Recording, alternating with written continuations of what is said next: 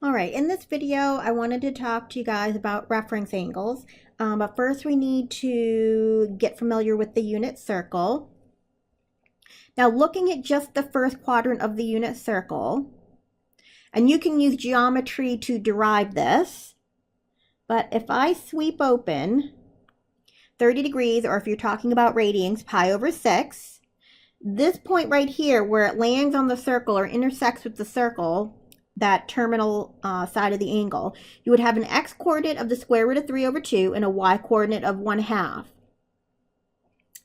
If you sweep open to 45 degrees, or if you're talking about radians, pi over 4, you would have an x-coordinate of the square root of 2 over 2 and the square root of 2 over 2 where that terminal side intersects on the circle.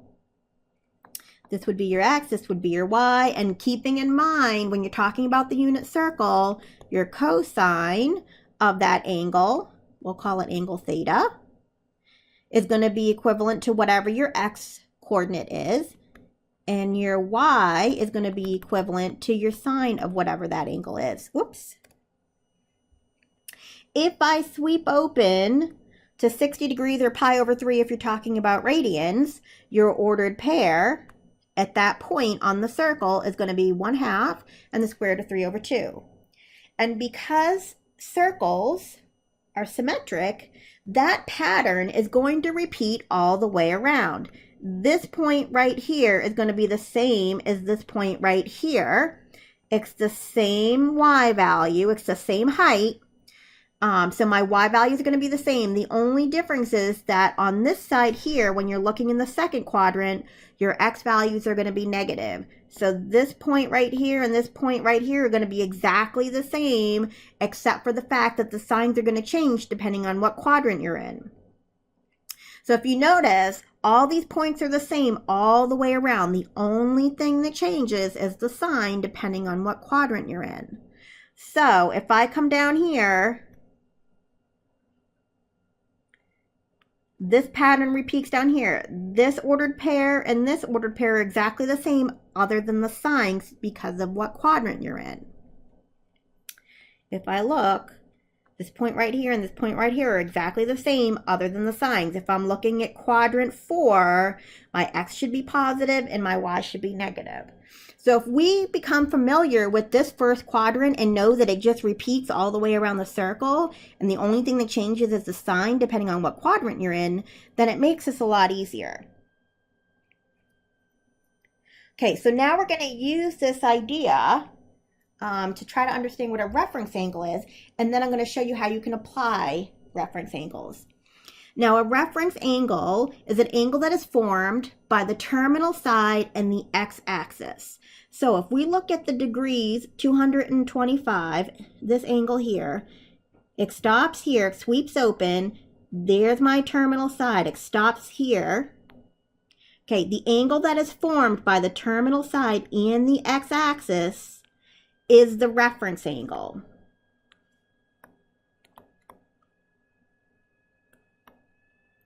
So the angle that is formed by the terminal side and the x-axis is your reference angle. Because I know that this would be, if I sweep open this way to 180 degrees, then, and I know the full angle is 225, I would know that this has to be 45 degrees. So if I look at 45 degrees in my first quadrant, if I sweep open 45 degrees, I know because it repeats all the way around the circle. This point right here and this point right here have to be exactly the same point other than sign changes. So if I look back at my unit circle, I know that this point right here for my x-coordinate is the square root of 2 over 2, and for my y-coordinate is the square root of 2 over 2. So I know this point right here has to be the same thing other than some sign changes. Now, in the first quadrant, they're both positive. In the third quadrant, whoops, they're both negative. So this should be negative and this should be negative. So my reference angle for 225 degrees should be 45 degrees. Okay, we're going to find the reference angle for 5 pi over 6. if I look at my unit circle, 5 pi over 6 is right here. I open up, and this is the angle 5 pi over 6. I know that this right here is the angle pi when we're talking about radians. Another way to write that is 6 pi over 6. So I know from here to here is 5 pi over 6. So here to here has to be pi over 6. How do I know that? Because if I know the total angle all the way this way is 6 pi over 6 or pi, and I just subtract 5 pi over 6 to find that difference, it's pi over 6. So I know this angle right here has to be pi over 6. Okay, so this is my reference angle.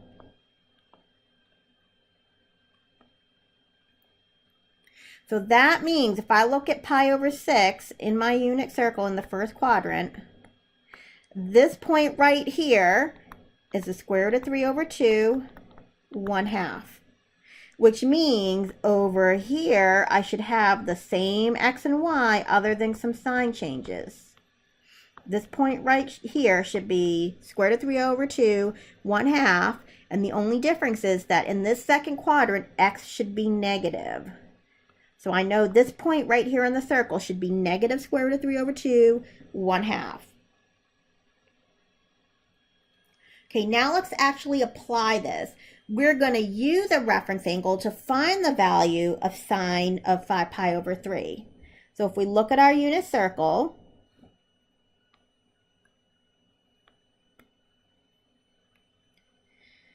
okay, so 5 pi over 3 is going to be over here.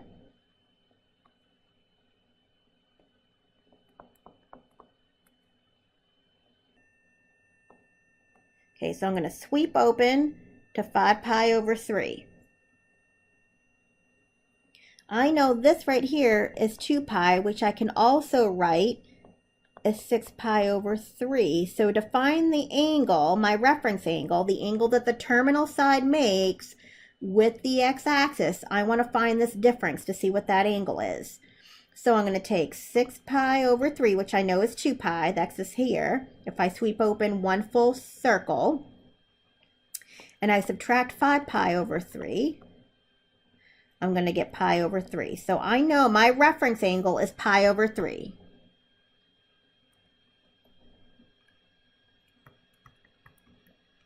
So if I look at pi over 3, if I sweep open this way, pi over 3 in my unit circle, this point and this point here should be exactly the same other than sign changes. This point right here on my unit circle is 1/2 and the square root of 3 over 2. So that means this point right here should be 1/2 square root of 3 over 2. And then look at my sign changes. Because this is the fourth quadrant, my y should be negative and my x should be positive. So that's this point right here.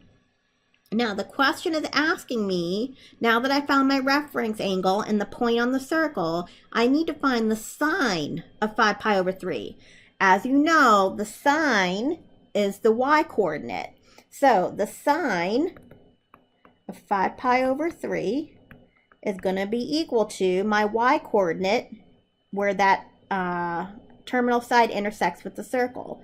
So that's going to be negative square root of 3 over 2. That's my final answer. It's the square root of 3 over 2 negative. Okay, last example.